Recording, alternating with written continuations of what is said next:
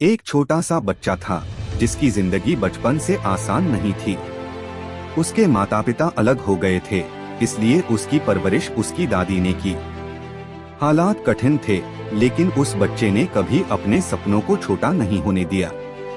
वह हमेशा सोचता था कि एक दिन वह कुछ ऐसा करेगा जिससे दुनिया उसे याद रखेगी।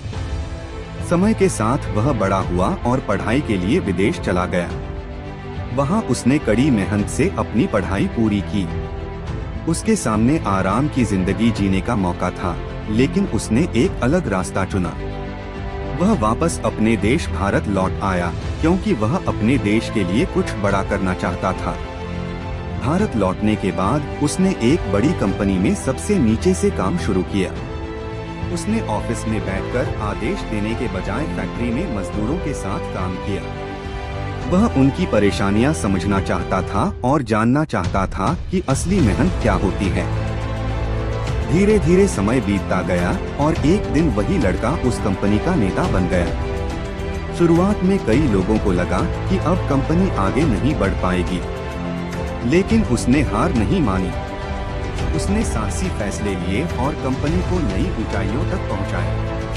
कुछ ही सालों में वह कंपनी दुनिया की सबसे बड़ी और सम्मानित कंपनियों में गिनी जाने लगी। उसने एक ऐसा सपना भी देखा कि हर भारतीय परिवार के पास अपनी कार हो। इसी सोच के साथ उसने एक सस्ती कार बनाने की कोशिश की ताकि आम आदमी भी कार खरीद सके।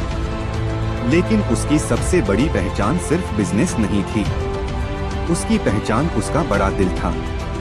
वह हमेशा गरीबों, जरूरतमंदों और समाज की मदद करता रहा। आज भी लोग उसकी कहानी सुनकर प्रेरित होते हैं। और तब पता चलता है कि यह कहानी किसी और की नहीं, बल्कि रतन टाटा की है, एक ऐसे इंसान की जिसकी सोच और इंसानियत आने वाली पीढ़ियों को भी प्रेरित करती रहेगी। अगर आपको यह कहानी पसंद आई हो तो लाइक और सब्सक्राइब जरूर करें, क्योंकि ऐसी ही रियल इंडिया की प्रेरणादायक कहानियां हम आपके लिए लाते रहेंगे।